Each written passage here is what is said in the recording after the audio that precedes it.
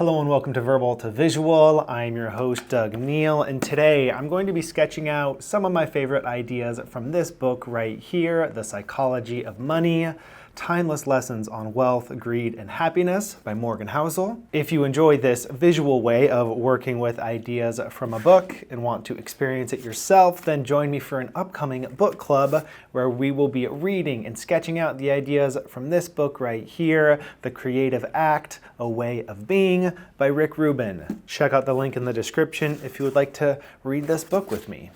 Today, though, let's talk about the psychology of money. The first idea that I would like to sketch out, for me, is kind of one of the overarching ones from the entire book. It's a question that you can ask yourself as you are considering financial and lifestyle decisions.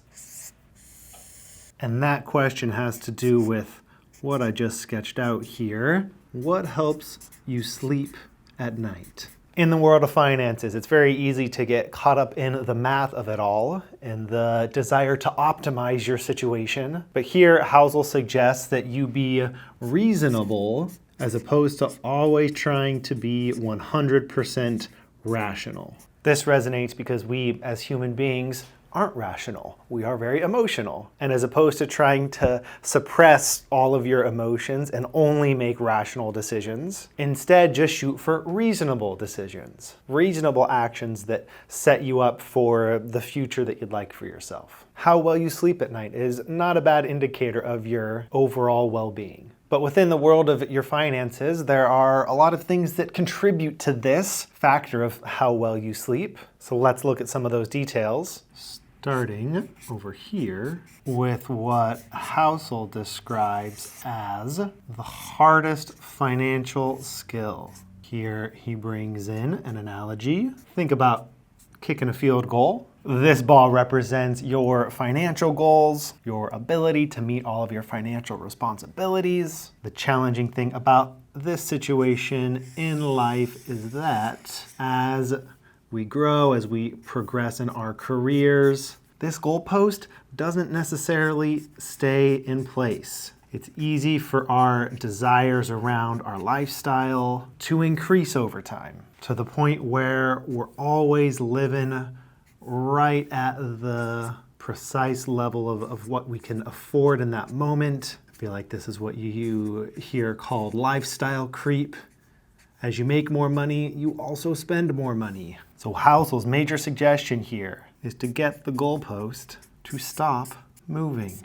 The earlier in life you're able to establish the base foundations of what you and your family need to live a life that you enjoy, the earlier in life you establish that, and the further in this direction that is, the better you'll be setting yourself up for a financial future that's not stressed, where you're able to sleep well at night because your lifestyle expenses aren't continually creeping up, and where there's a buffer between what's coming in and what's going out. And here I'll bring in the first of a couple pie charts, a very basic one here that simply conveys the difference between what you spend each month and what you save each month. How your savings rate is what's going to allow you to put money away for the future. How this percentage here is greatly dependent on where this goalpost is. How far you've let it drift in this direction. And by bringing it back a little bit, you might allow yourself to increase this savings rate. So you're spending less on meeting your basic needs and saving more for the future or for larger purchases you'd like to make. So this piece here is about lifestyle, but it's also about mindset. It's about getting to a place where you're satisfied with the current conditions of your life. You've set up a life for yourself that doesn't require continual increases in expenses for you to be happy. The next piece has to do with what you do with this chunk that you're able to save. Let's draw a graph. Let's look at an example of investing over a 20-year time period. And to keep this example simple here, let's say that you invest $5,000 right now, and then you don't touch that $5,000 that's in the bank, and you don't even add to it. If this were in a savings account that had zero interest, of course that number would stay at $5,000. But let's say you invested that $5,000 in an index fund that returned 10% on average, which is about what the S&P 500 has done over the last 20 years. Your investment, without adding any to it, would look like this. By the end of those 20 years, you would end up with $36,640. From $5,000 to over $36,000 without you doing anything. Housel uses the phrase "shut up and wait" to describe this type of investing. You don't need to be an active day trader to make significant gains on an investment. What you do need is patience and also the ability to withstand the fluctuations of the market. Because even though on average the S&P 500 has returned about 10% over the past 20 years, that hasn't been steady. There have been a lot of ups and downs. So what this curve is more likely to look like over time is something like this.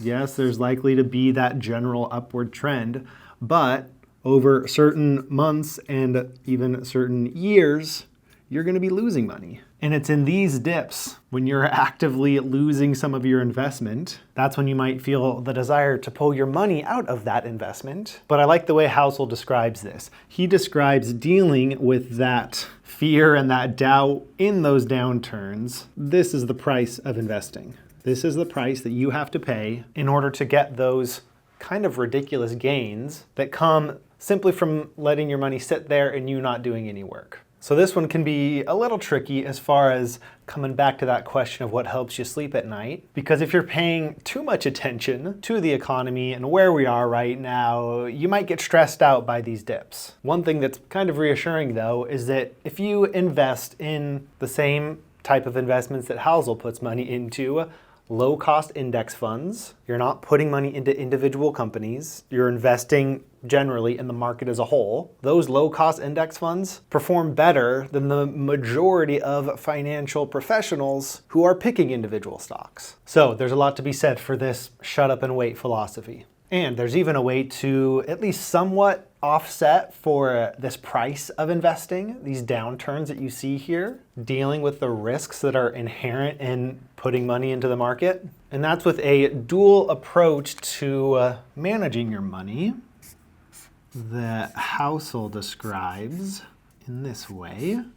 He uses the term barbelled personality. So the idea here is to be equal parts optimistic about the future, where the economy is going, as well as paranoid, not trusting blindly that the market will continue going up forever. So on the optimistic side of things, what you are doing is taking risks by leaving your money in these accounts that might dip, that are dependent on the global economy, but also playing conservative by not putting 100% of your savings in the market. Here's the second and I think last pie chart. In the end of the book, Housel describes his general approach to his financial life and shares how what he saves, the money that he puts away for the future, 20% of that is in cash and the other 80% is invested, which is actually a much larger proportion of cash than is typical, because that's a pretty big chunk of the pie to not be making you money, to be just sitting there. But for Housel, what's important is to be paranoid enough to recognize that history is made every day. New things happen that have never happened before every single day. So you never know what's going to happen with the economy. So having this much of his savings in cash is the conservative play that helps him sleep at night and ensures that even if this crashes to zero, he'll be okay. And there's another idea around kind of general balance that Housel brings in, and that is the idea of avoiding extremes. So if we take this speedometer analogy here and kind of block off the really slow portion of the speedometer and the really fast portion, the idea is to not live life in these areas, but instead focus on reasonable, moderate approaches to your life decisions.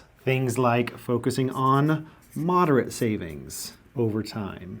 and allowing for yourself a reasonable amount of free time, and no more than a moderate commute to work, and at least a moderate amount of time with your family. And I think the main idea here around avoiding these extremes is that they're not sustainable. Pushing yourself too hard, too fast, you're likely to burn out. If you focus all of your time and energy right now on making money and don't give yourself free time and don't spend time with your family, what kind of a life is that? But if you don't do any saving, if you move too slow, you're not setting yourself up for an enjoyable retirement. So as you're considering new job opportunities, new career paths, potential moves, keep in mind that any extreme decision is unlikely to be sustainable. And finally, the last big idea that I would like to share today has to do with your time, and specifically considering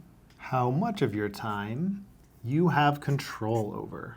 Are you in the driver's seat when it comes to controlling your time? Because your time is the most important non-renewable resource that you have. And controlling your time is the highest dividend that money pays. The better your financial situation, the easier it will be for you to take time off from work when you need it, to wait for a good or great job as opposed to saying yes to the first one that comes your way, to maybe moving from full-time work to 3/4 to half, so that you have more of your time to focus on the things in life that really matter, like your relationships with your family and your friends, pursuing interests outside of work, supporting causes and being a part of something bigger. It's those things that matter, not how much money you have in your bank account, which is kind of paradoxical because I think my interest in finances in general, for me, I feel like a goal state is to be in a place where I don't have to think about money very often. A place where I'm not stressed about current debts or current saving levels, where I've got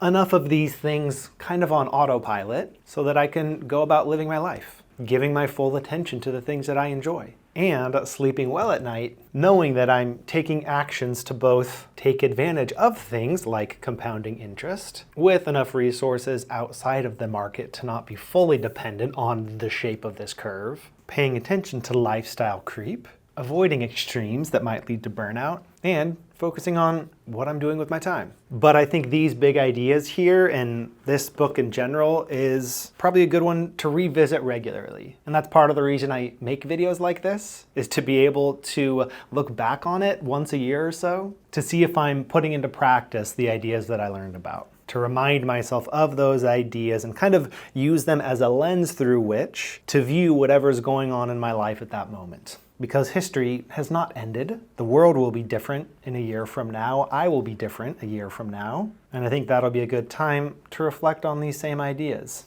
and explore what I find. If you would like to join me on my next deep dive into a really good book, this time it's going to be The Creative Act by Rick Rubin. Do join me for that February book club. You can learn more by following the link in the description down below. For now though, thank you so much for watching. If you would like to explore other resources related to visual thinking, you can check out my website, verbaltovisual.com. Thank you so much for watching. Look forward to seeing you again soon.